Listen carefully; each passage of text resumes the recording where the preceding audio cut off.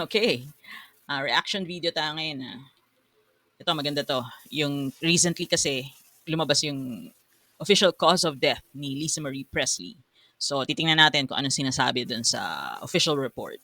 And we'll explore kung ano yung naging health condition niya that led to her untimely death. So, eto, samahan niyo ako. Sabay-sabay tayong manood. Here we go!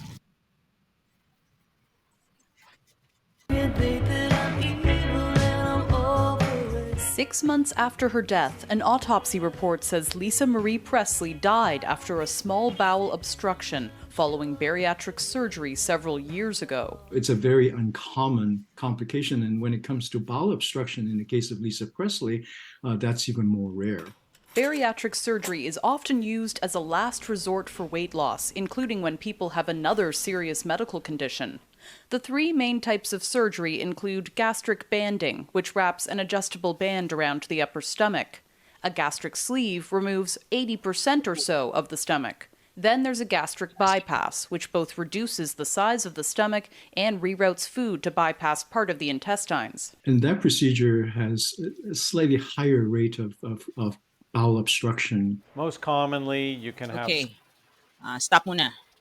Yung bariatric surgery, ang madalas nating naririnig dito sa Philippines is yung gastric bypass.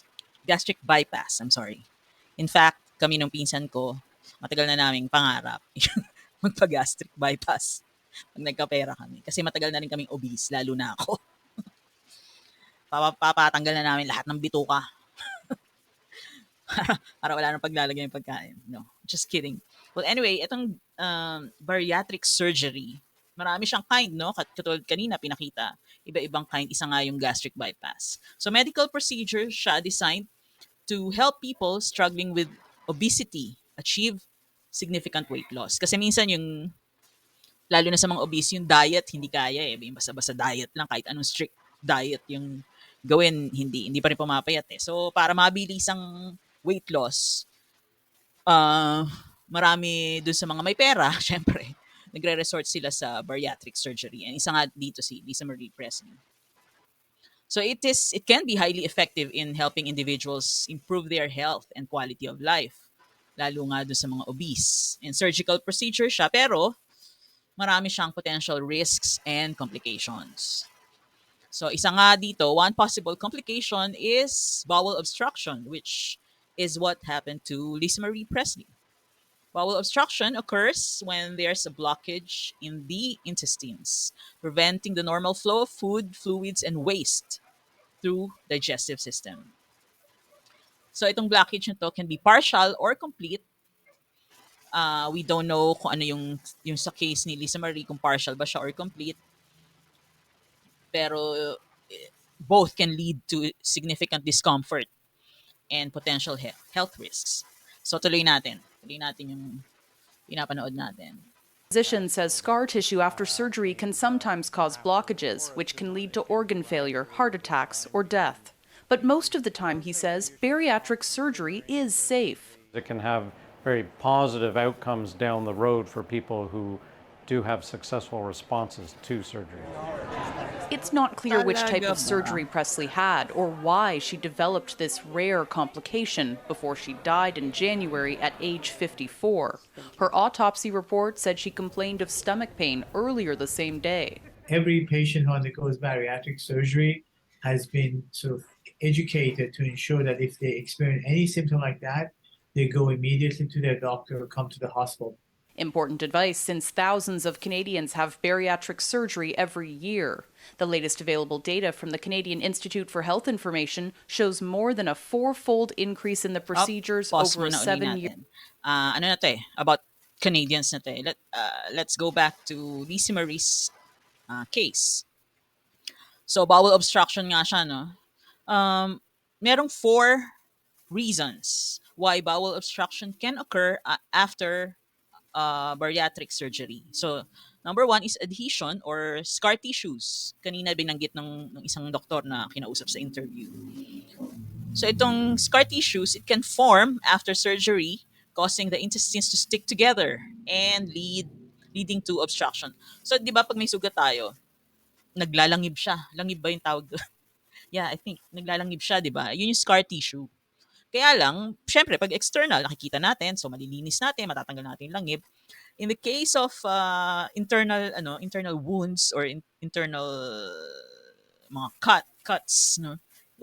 Wala tayong way to know kung may scar tissue na at kung nagkakaproblema na, no, naaharangan niya na yung intestine, yung flow do sa intestine. So number two na reason is hernia. Hernia or hernia? Comment kayo kung ano tamang pronunciation. In some cases, an hernia can develop near the surgical site, resulting in bowel obstruction. Three, internal twisting. Twisting or volvulus of the intestines can also occur, blocking the passage of content. And fourth reason is strictures or narrowing of the intestines. It can happen due to scarring, leading to an obstruction. Due to scarring. So ano yung mga symptoms? Nakita natin, narinig natin kanina with Lisa Marie, ang isa sa mga symptom niya, yung talagang kinomplain niya. And in fact, that was the reason I think kung bakit siya parang iniisip niya na magpadala sa ospital or something. One of the symptoms is abdominal pain. Yun yung naramdaman ni Lisa Marie, di ba? Ang sakit ng tiyan niya. Bloating, nausea, vomiting, and the inability to pass gas or have a bowel movement. So imagine, no? I'm sure na-experience nyo na maging constipated and it's not a good feeling. The discomfort is talagang up here. Diba? Imagine niyo toxic kasi yun eh. Kaya natin siya tinatawag na waste because it's a waste. The body should get rid of the waste, 'di ba? So dapat nilalabas natin siya and pag constipated tayo, hindi siya lumalabas or pag may blockage, hindi siya lumalabas. So imagine the discomfort. And imagine yung lason na nakukuha ng katawan natin with the waste just being stuck in here, 'di ba? So, if left untreated, bowel obstruction can lead to more severe complications, as we've seen with Lisa Marie, such as bowel perforation or tissue death, necrosis, which can be life-threatening. I heard in another video about Lisa Marie na yung 30 feet of her intestines were already necrotic nung namatay siya. Siguro during autopsy nakita yun. No? So imagine yung 30 feet ng intestines mo, wala na, patay na, wala na silbi. Necrotic, nabubulok na. Ibig sabihin, if someone experiences symptoms suggestive of bowel obstruction after bariatric surgery, they should seek immediate medical attention. So whether you're still deciding to have a bariatric surgery or uh, nag-undergo na kayo ng procedure, I think the most important point here is to always consult your doctor. So, pag may nararamdaman kayo, whether post-surgery or pre-surgery, kung pre-surgery, yung mga concerns nyo, dapat i-discuss nyo lahat sa uh, medical people, no? Especially those who you trust. And ang pinaka-importante, I think, no, from my point of view at least, is dapat mag-research kayo on your own. Wag lang kayo umasa sa mga sasabihin ng doktor nyo or ng mga nurses, clinic.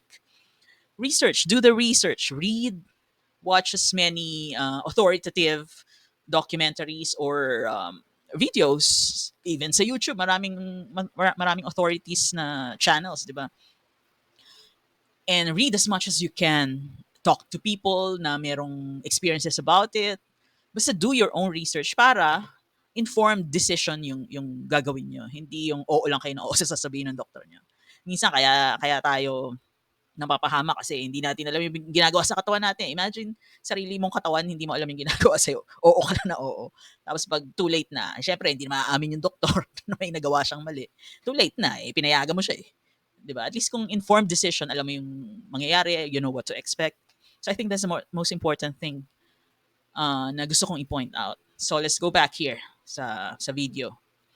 Tapusin natin. Sabi dito, it's very popular among Canadians and I think all over the world, pareho ng case, 'di ba? Dito sa Philippines, madaming nagpapa-gastric bypass. So let's go. The latest available data from the Canadian Institute for Health Information shows more than a four-fold increase in the procedures over a 7-year period. Given the popularity of these surgeries, rare complications can happen, sometimes with tragic So, ayun. results. Lauren Pelly, CBC News, Toronto. Sa The kagustuhan latest available data nating from sa kagustuhan nating ah, pumayat minsan it's very sad kasi 54 lang siya, I understand nung nawala siya. So that's still very young, 'di ba? Tsaka may anak pa yata siyang minor. Eh. So sad lang kasi pwede namang nag-intermittent fasting na lang siya or other ways, 'di ba? At saka well, anyway, that's another thing. Anyway, yon. Thank you for watching with me this video and comment kayo kung may gusto pa kayong panoorin natin ng sabay and we'll do the reaction later or while we're watching. So thank you for watching. Bye.